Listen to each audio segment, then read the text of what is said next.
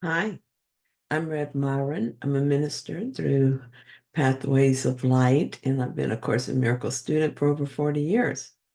I'm going through the text this year, asking Jesus for clarity, and then I write from that clarity, and that's what I'm sharing with you today. So let's get started. We're going to be reading from A Course in Miracles, Chapter 8, Section 1, The Direction of the Curriculum. We're going to read paragraphs 5 and 6.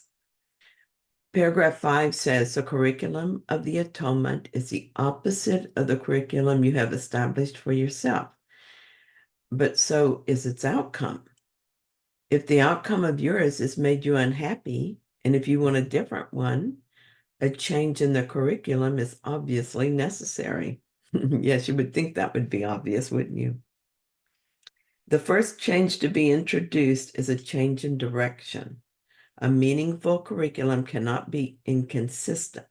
If it is planned by two teachers, each believing in diametrically opposed ideas, it cannot be integrated.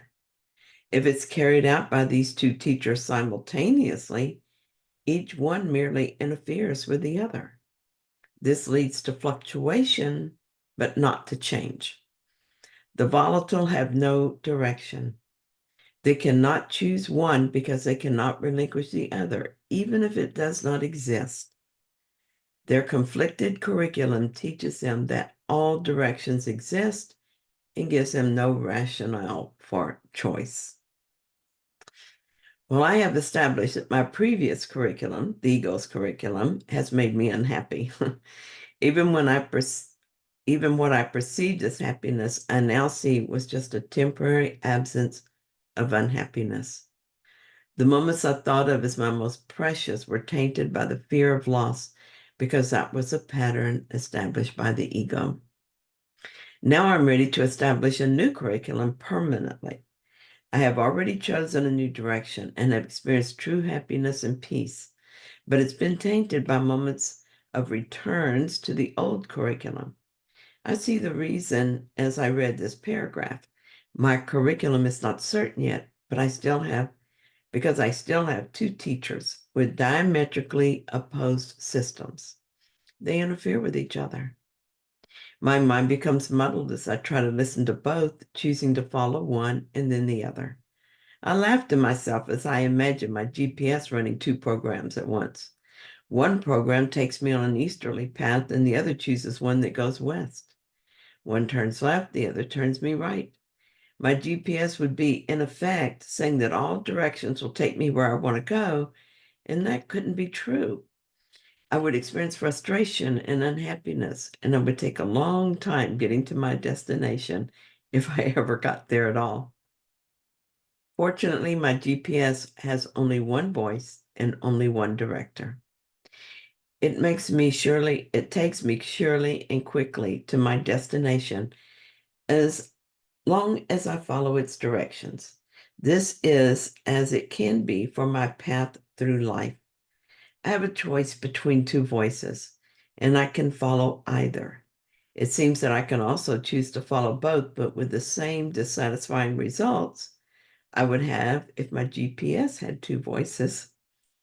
I have already proven to myself that the voice for God is consistent, and it takes me where I truly want to go.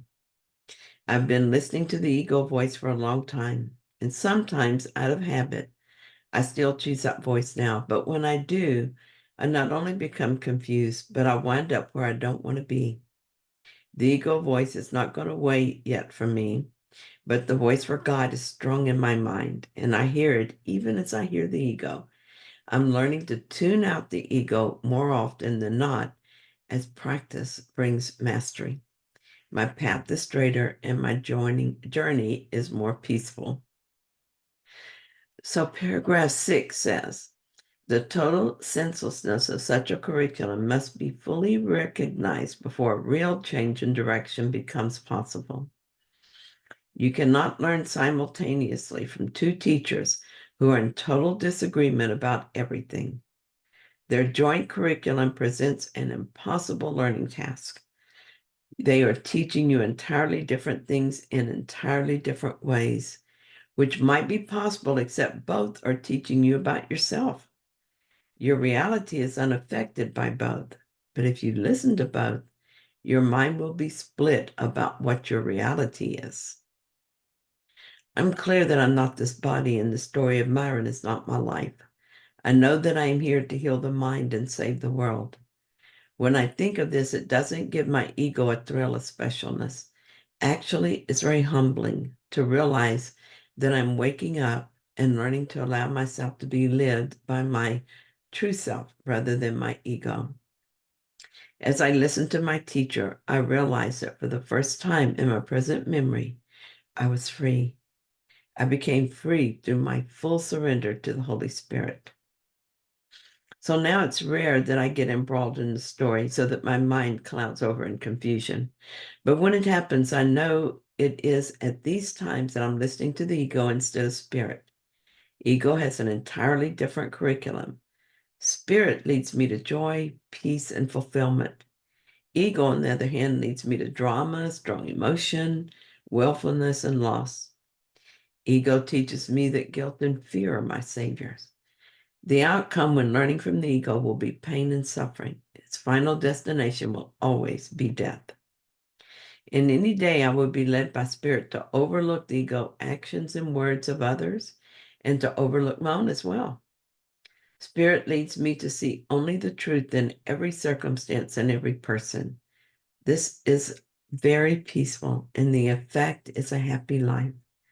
In contrast, ego says that everyone is an enemy at times, even the ones I love the most. Ego says that I must defend myself, and when not defending, I must prepare for defense.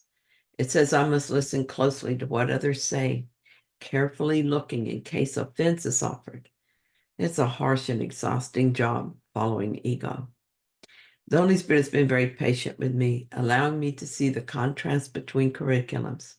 No matter how many times I choose ego, the Holy Spirit remains steadfastly certain of me. And so I'm learning to trust myself too. As I use the Holy Spirit as my model, I'm learning to extend this trust to my brothers. And in doing so, my lesson in self-trust is reinforced. Most importantly, I'm beginning to remember who I am.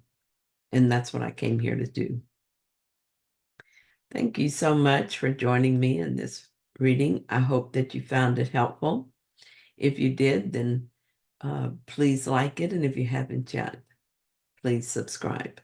And I'll be back soon with another reading. See you then.